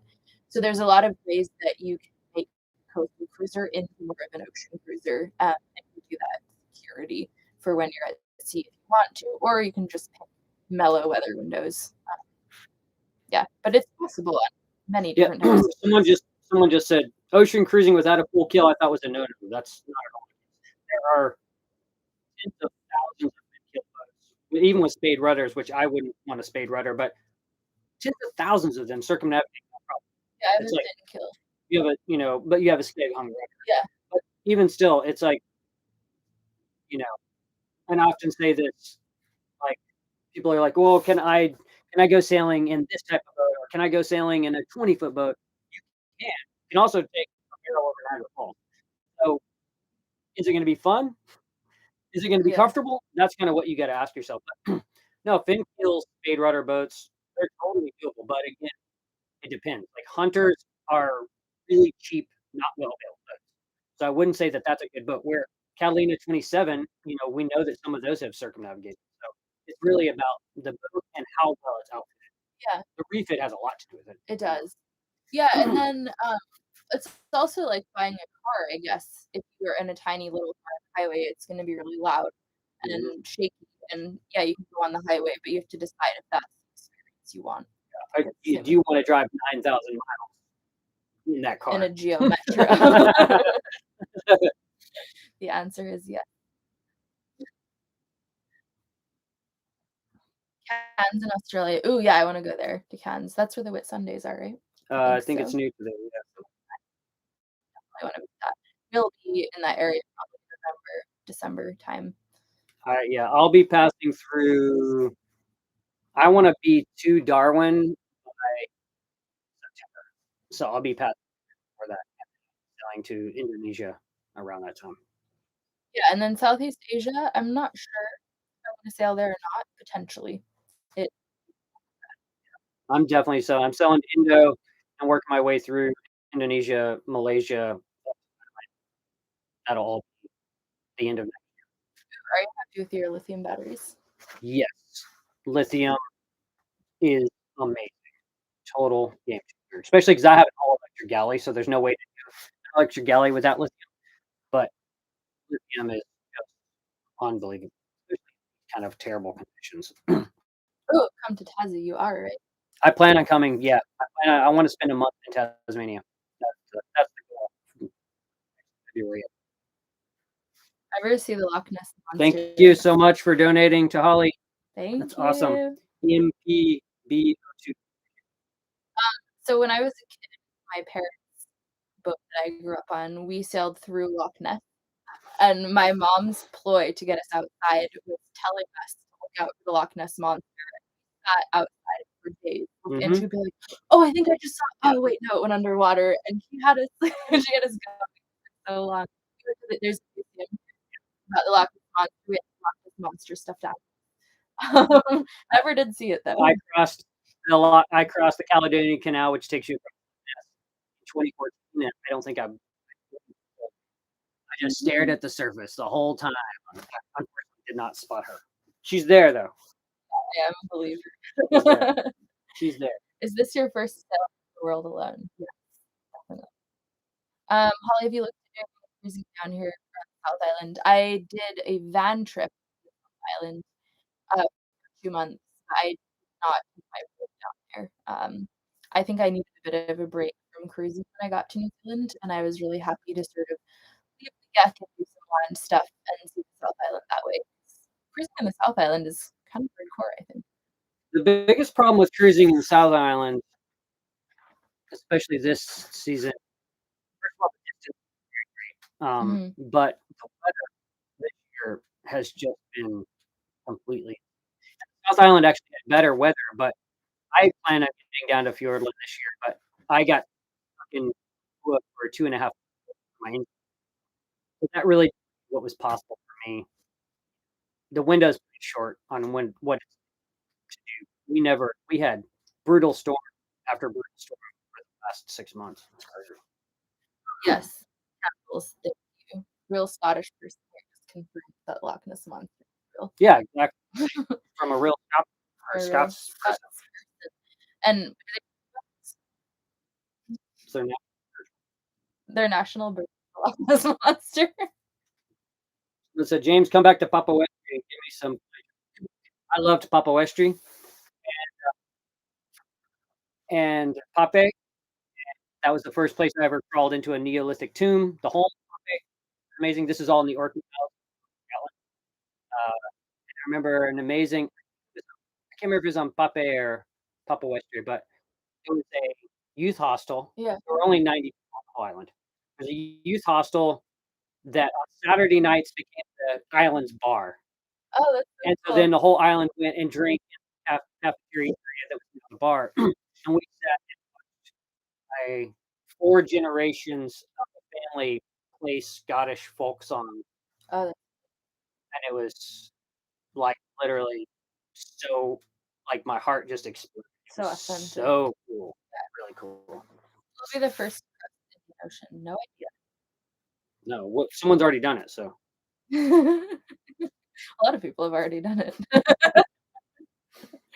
it depends. Neither of us are on a timeline, and we kind of have vague plans for the future 6 months, but then not really any other plans beyond that, so it's anyone's game. yeah, and with cruising, you kinda gotta be flexible. Like you said, you thought you were gonna be in French Polynesia, 3 months, and exactly. you have to be flexible. Yeah, you need to give yourself the space to make the adventure last however long you want, and I would hate to be on a timeline and feel like I couldn't stay somewhere as long as I wanted to. Yeah, never sail on a schedule if you can manage. Early morning here in Sweden, so oh, well, Sweden, that's That's cool. right. I love Sweden, but I'm just kidding. Sweden, the Stockholm Archipelago is cool cruising. The Åland Islands are amazing, really. What would you like to install in your respective budget wasn't an issue? Oh, this is a good question. What is I don't even know, let me do you have one? Anything at all? If money was no issue, I think there's other space. Like, I would love a an lava lamp. add-on, a lava lamp. Yeah, but I think I need lithium batteries. Um, as I mentioned earlier, no one needs a water maker, Oh, yeah, and that would water be makers nice. are a hassle, but that's probably if I had but still, I mean, I guess let's just imagine money is no obstacle, then yeah, water maker would be nice because then it just removes the concern. Yeah, I'm you're actually right. gonna be beta testing a newly invented water maker that these inventors at MIT created.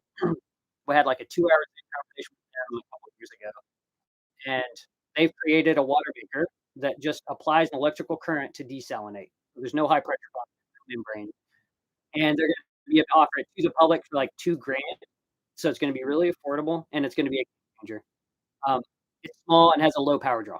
So when that's ready, that would be Yeah. super, especially for a small boat. We have such limited space. Yeah, that's the thing, I just have a lot of space for Where would you even put so much gear, you know? no idea, Yeah. no space for it. I need a Thanks so separate much for the barge. donations Yeah, for thank Holly. you, Anthony Pope, Really cool. GSS.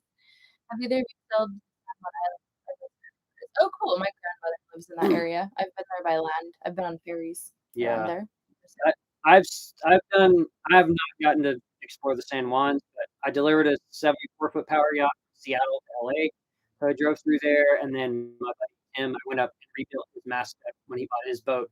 We sailed around that region, but have not got to do the San Juans. I would love to do British Columbia and all the way up to Alaska, which is fantastic.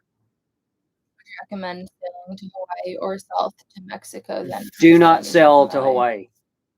I love Hawaii, but if you're looking to do the South Pacific, it might be from Hawaii to Motus. The first 9 days was the worst sailing experience I've ever had in my life. It was so brutal. Sail to Mexico, sail to the Marquesas, and enjoy the South Pacific. I like this guy, Chronicle Cultivation. If money didn't matter, it'd reinforce the entire hull with carbon fiber and all the hard big dreams. Yeah. Just carbon fiber. Laminate sails. What? So here's a good question for you. French Polynesia or Fiji? Really? And for me, I liked Fiji more than I liked French Polynesia. But you spent more time there. Yeah. But I felt French Polynesia felt so much like a French tourist destination to me. Depends where you go. And Fiji was so multicultural, and I don't know. It's not Polynesia, so that was very different. Mhm. So Yeah, 2 completely different very experiences, different. and it depends what you're looking for. But yeah, definitely. would go back to Polynesia if I could.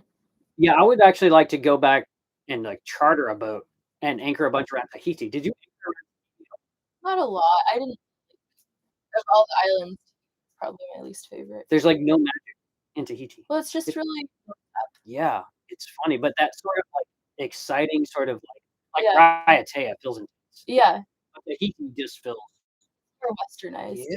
Yeah, I liked the But I islands really were wish I more could have anchored at like the point of Venus, like where Cook and them did the Oh, we did visit that. My parents came out for a month and we rented a car and drove Yeah, there. I went there on foot, but I wish I could have anchored right there where they did Mm.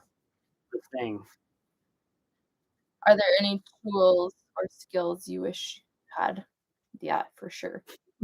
A lot. People skills. I think the hard thing about is that I know all the tools I wish I had, but I don't have room for them. So there are jobs that I do where I'm like, "Oh, I just had this tool, it would be so fast," but instead I'm making a tool out of something that shouldn't be used for that. So yeah, like ideally I would have all the tools in the world and no bed, I guess that would be the trade-off. Silicone anti-fouling? I don't even think I've heard of that. Oh, thank you, Roger Bond. Appreciate it. Easter Island? Nope, never been there. That's hard anchoring though. I think you have to be on the boat. So as a solo sailor, it doesn't make sense to go there. Just similar to pit camping, however you say it. Sailing pet peeves. Someone asked again, "Are you becoming a couple now?" No, we're not a couple. We're very dear friends. What annoys when you see in other people's boats? Nothing really bothers me. I guess the only thing that is annoying is when people anchor too close to you. It's funny, I used to get really bent about that Yeah. in California. I found, especially in especially with like a lot of charter boats, it only sucks when they anchor very in front of you. You kind of But a lot of times you'll know if they have a charter boat captain on board, they're just going to be there for like 3 hours. Yeah. Battle. I've definitely yelled at people and been like, "You have to move." Period. Oh, I'm And very non-confrontational, I so am I'll the be opposite. stressed out all night. If someone anchors like very close to me, I'll mad dog them from the deck, and if it's my boat and my home at risk, I'll be like, "You need to move. I'm coming on your boat, and we're gonna move your boat." That's it. And every time I've only had that happen 3 times where I had to get stern with someone, and they moved their boat, and it was fine. But sometimes you have to because literally it's everything I own on the Yeah. it's my life. It's so sometimes you have to stand your ground. Like you have to move. But generally, I find sometimes Yeah. people will anchor a little too close, but you kind of get used to like what is comfortable, what isn't. Yeah. It's always when they're in front of you, which sucks. Yeah. Well, then I'll tell people I'm upping anchor and I'm alone. You just have your on and be ready to get out of my way Yeah. because I have no control over my boat right now. Well, and that's the worst when they end up over your anchor. Yeah. So you can't haul up. So something happens. Yeah. I've actually had it once where I wanted to leave because I was trying to catch the tide for class, and this captain had anchored over my anchor, That sucks. and I had to dive and actually physically move my anchor underwater to get behind their boat so that I could up my anchor and leave. Because at the passes, you don't have the luxury of waiting. You have to go when it's time to go. Yep. So that was hard. Yeah. To the boat. Is this the first time we've met? No, we met in Fiji. Fiji. Last year. What do you do for SIM cards? Yeah, I just get local SIMs. I used to do Google Fi, but it's actually really expensive and not that great. And they kick you off after a certain amount of time. Yeah, so I just buy a local SIM, and usually honestly, I think in the States, the cell plans are really expensive compared to pretty much any other country I've been to. If you live in rural areas where they have, like, Verizon and US Cellular have the monopoly. And they're so expensive, and then you come to Fiji, it was crazy cheap. Yeah. The problem is the data is so expensive. Yeah. At least in French Polynesia, it was out of control. I have like a US plan that's like unlimited international roaming. I pay like $100 a month, and it covers me. Yeah. Somebody asked, this is a funny question I want to reference. How do you get over the fear, anxiety of leaving, driving, and okay. First of all, I wanna say I am terrified every time I approach Yeah, a that's dock. the terrified thing. Every time I approach a dock, I'm like, "I have no idea what I'm doing. There's no way I can do this Yeah. It is hard." My favorite advice from a captain was always approach the dock at the speed you're An old salt told me that too. He's Yeah. like, "Nothing gets destroyed slowly." Yeah, I And always go I really have slow. definitely bumper cars. Same. Solo, it's hard Terrible. not But also, I don't think you and I dock that much. We're We usually do on not. anchor. If Mhm. I docked a couple times a week, I think I'd be pretty good at it. I think I would be I terrible for the dock a rest of couple my life. times a year. I hate docking. I just had Yeah, to me do too. it in Punta Day, It's and I scary. was like, I call the marina and had Yeah. That's friends. the yeah. I had to dock recently, and it was one of the scariest things I've had to do in the river if I'm gonna Mm. approaching the drawbridge, they wouldn't open the drawbridge for 15 minutes because they had Oh. so I had to touch the pontoon without not current behind me, That's hard. and there was no way to slow down. Was there That no was one else there? no, I was by myself, and I just jumped off, did it, and whoa, boom, the boat, Did you I guess then if you would just come off the line? I always tie a midship line. Yeah. Always is the first secure line, Mhm. even if that's not what I'm doing. I have one Yeah. amidships, that's the first thing. I don't care where the boat's positioned on the dock, Yeah. I just get it stopped and secured, and then Yeah. I can slowly go into place. So I just have that movement, and I just, like, put Mhm. fenders where I think it's gonna hit Yeah. and jump off and, like, break the boat Yeah. and then deal with it. It's Actually, scary. yeah, that's so fun. I usually jump off the bow ends together and Mm. then do whichever one needs to happen first.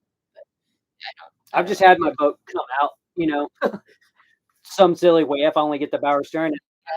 midships, then it literally just arrests the boat in a manner That's true. and then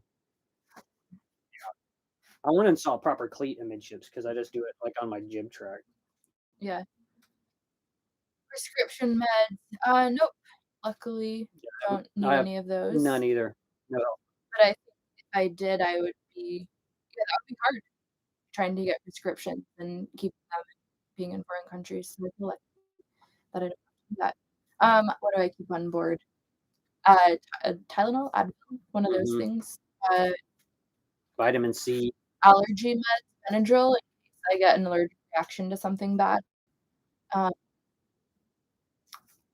pretty much it. Seasick meds, just the over-the-counter ones. Do you get seasick?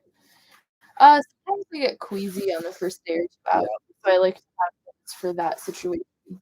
Sometimes I just take it as a preventive. Me I too. know I'm going out into really snotty weather. Yep. I'll Like, do that. I always say if my eyeballs don't feel calibrated, if they feel kinda weird, I'll take half the pill, and I'm like, "Oh, crap," but I haven't thrown up in Yeah. definitely that first couple of days, I'm like, "Ugh." Yeah, it can. If you leave into really rough weather, that's hard. If you leave and it's calm and then you've a day or 2 of that and then it gets rough, then you should be fine. But Same. yeah. Single animate chips, great advice, James. Yeah, that is great advice. Sun protection. How's your sister? Oh, yeah, she's in Milford now on the South Island doing kayak. Um, she is hopefully gonna join me sometime in the next couple months for a month or 2 of cruising once I'm back up in the island. I'm really looking forward to that, but she's got a job that she loves. She's outside every day and, Milford is really beautiful. If you guys are in New Zealand, you know Let's see how long we've been on the here. wind 128. has a We can still do about half an hour before we both lose our 195 people. Everybody hit that like button real quick. We talked about that, but Maine. New Mexico. Yes. Sailing schools in Florida.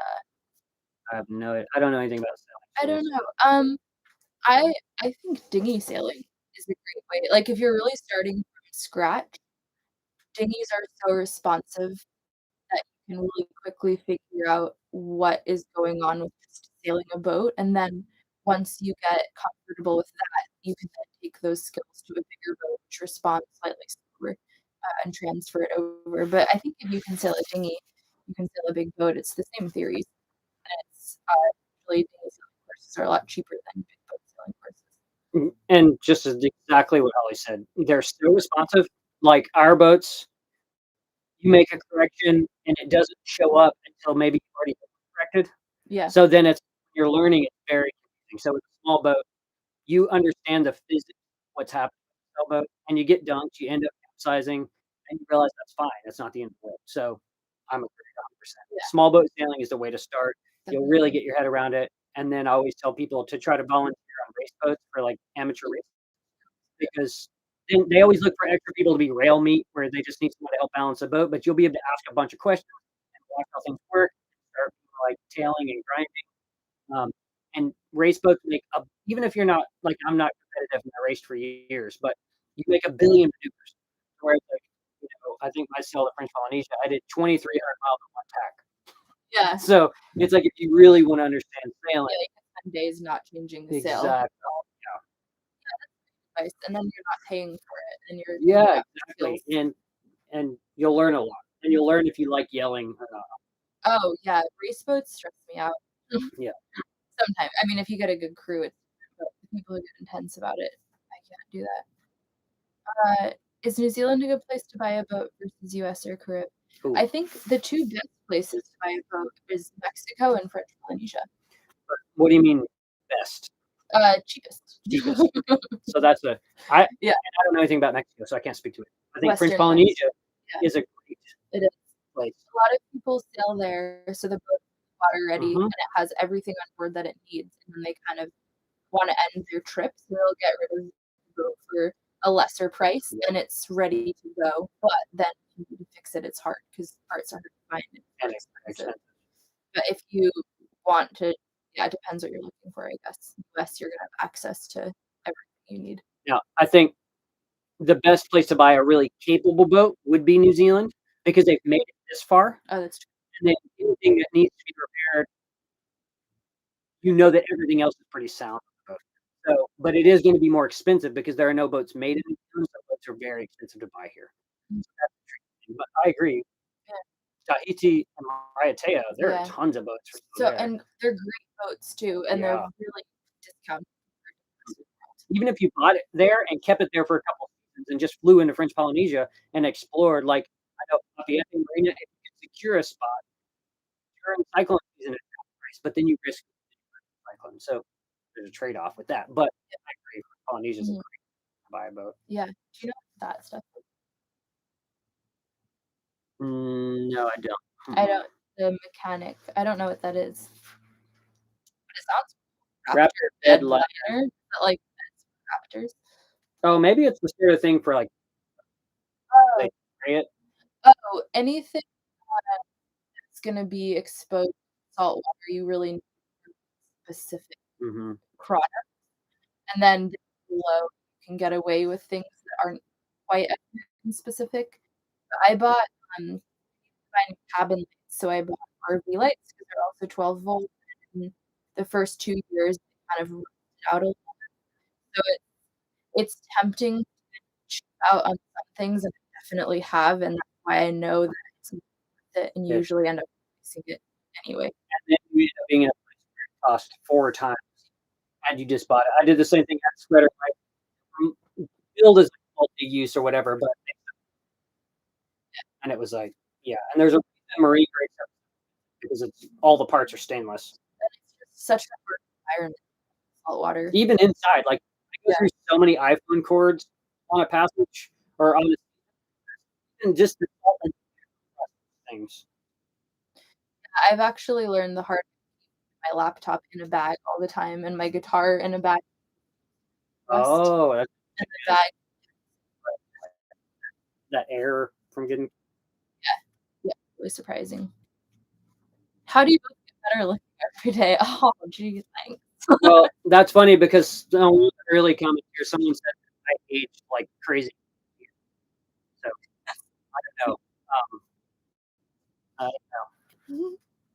But in my defense, I just turned 48, so How much are marina fees in French Pol depends where yeah. and how big your boat is. I think I mean, I think all that info's online. You just go on the website yeah, and you'll find because it's like and it depends if you're leaving it on season or off season mm, too. And not every place likes you to leave your boat for a long period of time because a lot of people do they never come back. So, yeah, there's definitely all that info online. Do you have any relatives in Western Canada? You said you're someone I know. Not that I know of. What do you use for a navigation? iPad? Yeah, iPad. Same, Well, same. actually, I just bought a tablet.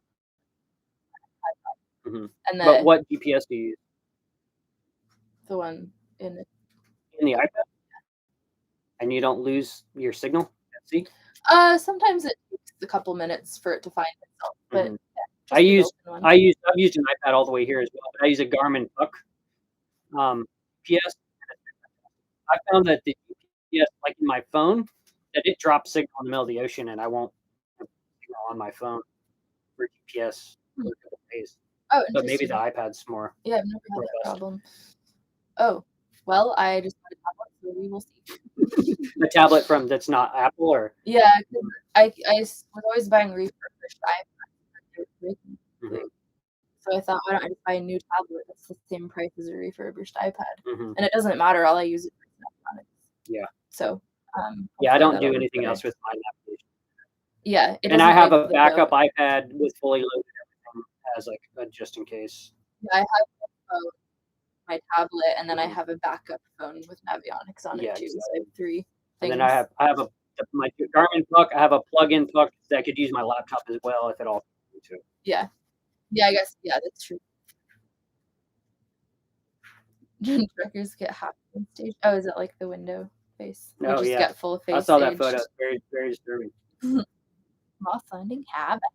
Nice. You can only listen to one album while sailing. Oh, that's such a hard question. I can answer this question for me. Duke Ellington 20 reflective grades. That's Ooh. my go-to. For me, it depends on the passage. I definitely have albums that I listen to more than others. I don't know. I guess like an album of me singing to myself. Someone said, "What's the longest time period you've spent without seeing other boats or sailors?" Mm. I think on my 41-day passage, I probably saw 3 other boats the whole time. And my 32-day passage to Hawaii, I think I communicated with one cargo ship, and I may have saw the lights for one other ship, Yeah. but that's it. Where were you in the Tonga volcano eruption? I was in Polynesia. I was in the Tuamotus, and I didn't even know about it 'cause I didn't have internet. It didn't really affect us at all. Why not stop in the Galapagos? I didn't stop because I can tell you why. at the time, the Galapagos was closed. Oh, It was still during COVID. And it hadn't been it's very expensive, and I didn't have any money at that point. $3,000 Yeah. for a private yacht to stop. And you can't go around the island. You still have to hire someone to go on tours to the other islands. Yeah, I still did that. $3,000. It's cheaper No way. to fly there. Yeah, I would never, ever. Yeah. And I know 3 different yachts that lost their primary ground tackle because gnarly. It's a lot. I think the people who were stopping had that dream for a long time and Mhm. kind of saved up for it, but, Yeah. also, the thing is that you've just crossed the Panama Canal, which is really expensive, and then you're thinking about the Galapagos next, which is also really expensive, so I blew my budget on the canal, and then I had no money left over to How do much was anything your else. canal passage for this one? They just raised the price, so I think I paid, like, $2,500 or something. Wow, that is crazy. It's a lot. Yeah. It's a ton of money. Especially a boat this small. Yeah, because it used to be that if you were under 60 feet, it was a different fee, Mhm. and then they changed it. Now was that 2,500 plus the pilot and the line handlers? No, I think that was the line handlers, I got Okay. I put up a sign that said my sign, really big letters, said "free beer," and then under it, it said, "If you cross the Panama Canal." Brilliant, brilliant. Yeah. And beer in Panama is really cheap. Yeah, I think that was the total price, and then I borrowed more lights and fenders. Yeah. 'Cause that stuff adds up. It adds up really fast. Yeah, I only had 3 mooring lines instead of 4, but I only have 1 bow cleat, so it's kind of a moot.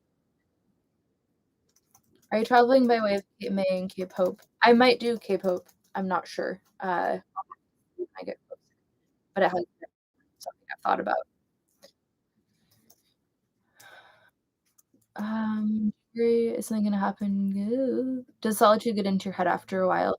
Not at sea. I like solitude. Sometimes I wonder what's happening in the world when I'm at sea 'cause I don't really have communication when I'm out there, and sometimes I'll just think about all the things that could happen that I would just have no idea, like, were declared. Wouldn't know until you got in. No, but But doesn't matter.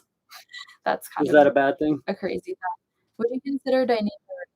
Mm, I would not, but I should go on both. yeah, I would. I think that could just be old school, new school thing, but I trust the rig that I have.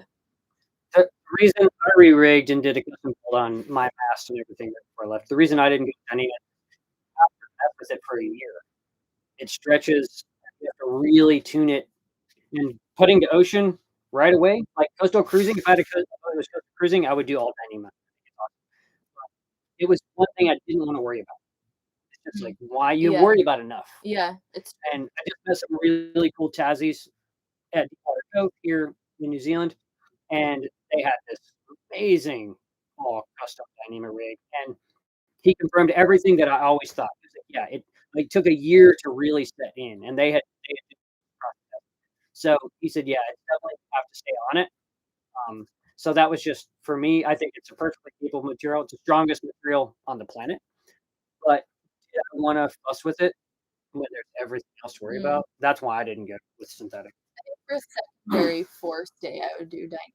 That's what I have. I have a Solent stay, which is an emergency inner port stay that I can hang on the storm jib that is blue steel or whatever. Oh, Amstel blue or something. Blue steel is a New Zealander thing, I think. Um, but and then we have your lifelines are Dyneema and my lifelines are Dyneema. So Dyneema is awesome, but I wouldn't want to. Yeah. Would you take a brand new boat over your current vessel? Depends on the boat. If it was Um, aluminum. Aluminium, as we're in the land of aluminiums and tomatoes. Um, for me, if I won $1 billion, I would keep Tritea, but I would have AM build me a high latitude and keel. Yeah, I would. Yeah, if I Like did if have to sell literally, it. but I have no interest in new production boats. The only way I would want a different boat to do it custom.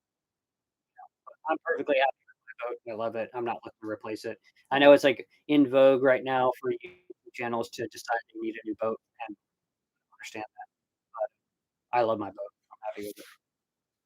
Have you ever climbed the mast and yelled like I've actually never watched I have climbed the mast and I do yell a lot, but I'm alone, so Now I wanna add to what Holly just said. She's climbed the mast at sea without because because she had to, but she's a maniac. She shimmied up like she was getting a coconut and I had to deal with her problems, but, she's a total winner. Have you seen any of the New Zealand blue penguins? What are the penguins that we see all the They're time pink they're sailing? blues. They're They're little blues. blues. Yeah. Yeah, we see them all over the place, and they make a very, very alarming sound at night. Yeah, every time I go sailing, I see penguins in the Yeah. water. And then groups of them are called rafts, so you'll see big groups of them. At sunset, they come into land together. They look like little Nerf footballs. They're almost impossible to video or photograph because they're so small. Yeah, and they're so And they always dive when you get to them. but that's sometimes I can't tell if it's a penguin or not until I get closer and I see like moves through the water because there's a little like The other ones are shearwaters. They have the same outfit as a penguin. They sit on the water. Yeah. Always happen. Yeah, That's how yeah. Yeah, I do love And then at Russell, near where we are now, originally it was called Kororaraka, which meant because the chief was dying, very sick, and they made a penguin stew, and it was very sweet. So Kororaraka penguin. I heard penguin doesn't taste good. Oh well, the chief liked it. Oh, interesting. Yeah, from reading about the Antarctic explorers, I think. But I think the little blues might be different. Oh, or if you're really hungry. Are you typically moored far enough out to dodge them? You know, the only place I've had problems with mosquitoes was in Maine. Otherwise, I haven't. I've had no problems with any bugs whatsoever. Yeah. Maine, as anyone from Maine knows, and there are a lot of you who are checking in, brutal, wicked. I had bug screens only for Maine, and it was just horrendous at times, and then left, haven't had trouble. It was really, really nice. I was expecting to deal with that a lot. Pineapple and pizza or not? Definitely not. I like pineapple on pizza, especially pineapple and jalapeno. Oh, 'cause Hawaii, yeah. So good. It's 2 AM in the UK? Whoa, that's crazy. People are wild. Thanks for tuning in. We got 417 people on. Hi, everyone. Tuning in. We're gonna do about 15 more minutes, and then I think we're gonna have to find food because I'm dying right now. Minimum budget for a decent water. Oh, that's such a hard question. Kind of, yeah. Because it depends. I mean, do you know what you've invested since? I paid 10,000 for my boat. I probably invested 20 easily. Yeah. So Yeah. my boat was a shell with a seized engine. I paid $2,400 US. I've invested probably $35,000, and my sponsors have invested about $15,000 a year on that. So I would think you could easily say a really capable blue water boat is between $30,000 and $50,000. Yeah, but it depends. It depends what size you want and what brand you want. Some people like to go with the big, well-known names, have a good reputation, but then there's all these little off brands that are just as good, but maybe harder to discover. Like my boat, I didn't even know that this was a type of boat before, but it's an awesome boat for offshore sailing. There's a great book called 20 Small Boats to Take You Anywhere. It kind of will give you an outline for a bunch of boats that you can consider. And then there's another boat called Affordable Boats to Take You Anywhere, which is kind of the next step up price-wise. Both of those are kind of good jump-off points, but I think so much of it has to do with, like, there's a lot of capable boats, but a lot of it is, like, the refit and the gear you the put quality. into it. This person says Bavaria 38. Yeah, there's a ton of Bavarias out there that I don't see why that would be good. 20 small boats to take you anywhere. Yes. What is your favorite canned good? Oh, we were just talking We were talking about about this last night. Canned mandarin's favorite treat. That's the dessert of choice for both of us. Yeah. You know. And then I'm running this old broken record, but I love canned food. So my favorite canned food at sea is a can of green beans, and I put it in a pan with apple cider vinegar, and then heat it up with that, and then add chopped fresh garlic. And it actually makes the canned green beans not taste like they're canned. Oh, that's what the vinegar The is? nutritional yeast. What's the aspect of the vinegar in the whole It just gives them a little bit of freshness. Oh, okay. Because otherwise they're makes them bright or something. Yeah. Yeah. My favorite jam, like, probably one of my favorite meals at sea is Japanese curry, and I'll take canned mixed vegetables or, like, peas and carrots in a can, and that's the vegetable I'll use in my curry mix, and then with fresh rice, that's what I do. Like, I'll eat that until I'm hurting. Yeah, I also love canned soups. That's really easy. Soups are hard for me in a boat because of this. Oh, yeah, if it's bad weather and I'm hungry, usually it's cold and then and it's such an easy thing to make. It's really hard at sea. I don't think you know until you're at sea trying to cook, but you're not only cooking, but you're also trying to hang on, and you also can't set anything down because it's gonna slide onto the floor. So I use the sink a lot for staging things, but even, like, chopping, things fall off the chopping board. Yes. And so you're like, each thing you chop, you then have to put somewhere else or it's gonna fall away, and food just gets on the floor every time I cook. The most cursing I've done at sea is during dinner, preparing food. So that's it why is I'm so a fan frustrating. Yeah. So frustrating. And it always seems like the seas get, like, more absurd around 6 PM. Right around every time. Yeah, I like to do big meals, like one big meal that'll last me all day so that I only have to cook once. That is really smart. What's your go-time lunchtime food, your go-to? I just ordering food on Passage. I know, me too. People always get sad at me, but I like apples, oranges, crackers, popcorn. Like, while I have eggs, I'll make, like, scrambled eggs or fried eggs. We were talking about this last night with beans, like baked beans. That's a lot of protein, and I feel full for the rest of the day. That's good. Or tuna fish is always, like, an easy Yeah, canned tuna is a really easy one. Thank you for the donation. Yeah, super hydrophobic coatings. I think the bottom paint question is one that is always tossed around with sailors, and everyone has the thing that they love. Like, I know people with copper coat really swear by it. I just buy whatever is the cheapest. I go with I don't like ablative at all. I would never have ablative paint on my boat. I do hard with high copper content bottom paint. I'm back. I'm gonna when I get back to New Zealand from the States, I'm gonna haul out and redo my bottom paint. Yeah, that's what I do.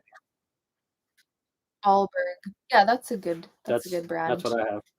Yeah, nice. Good that you complimented it. Ooh, canned hot dogs. Yeah, I liked those when I was a kid. Quite. You know what they're great for is baiting your hooks. There you go. Definitely use. Get some American baseball fish. Will you do a similar live from your boat, Holly? Well, this is my boat. We're on Holly's boat and on Holly's channel. Yeah, but this is my first live, and I have been kind of scared to do them, but I'm with my guru of all things admin, and maybe I'll do another one myself. Yeah, that was kind of the reason we did this together. Well, first of all, she's leaving, so we won't see each other for a while. But the main reason was this would be a chance for her to kind of, because it is overwhelming, especially doing this alone. You're trying to like talk and like it's really hard Yeah, to think what. And then the chat, we have it on slow chat, which is easier. Last time I did a live stream recently, the chat was out of control. It was just like, so you always got to put it on slow. So it's tricky by yourself. But now that you've done it, you see, you just do what you can. Yeah. You address what you can in the chat. There's no way to keep up with all of it, and go from there. But yeah, I think it's a fun way to interact with people that watch your show and watch your channels. And yeah, it's just a cool thing to do. I also, do you do premieres ever? We don't do any long format stuff. No. So like when I do long formats, I do a premiere so that everyone watches it for the first time together. So like my premiere is on this coming weekend, so we all watch it together, and there's a live chat, so I can answer questions in the chat while people have questions about the video. That's really cool. It's really fun and it's easy to set up. Yeah. So if you have like a special one that you want to do, you can set up as a premiere and do the same thing, and that's easier than actually the live stream because you don't have to talk and look. Yeah, it's pretty fun. Premieres are cool. What's my next destination, Vanna? What time is it where we are? It is 12:52 in the day. I like how they said, James eats for exercise. What do I do? Yeah, I just eat for utility. It's like, literally. If I could just have an IV that, you know, kept me from being hangry, then I would do that. Sometimes I get really stir crazy at sea and wanna move, and I just walk up and down the companionway over and over and over while I listen to music. I move my legs. I don't get stir crazy at sea except for like the last 24 hours. Oh. When you're like almost there and there's no wind, you're like, oh yeah, that's my last day. It is so brutal. 200 miles out. It is so brutal. Yeah. Ooh, that sounds good. Egg cheese, habanero hot mustard. Who would win in a sword fight? Probably James. Eat eggs. Never tried. Oh, what time zone are we in? New Zealand. Aotearoa time. We're in Māori time. My mom says Holly would definitely win a sword fight. Holly would definitely win a sword fight. Holly is much tougher and more insane than I am.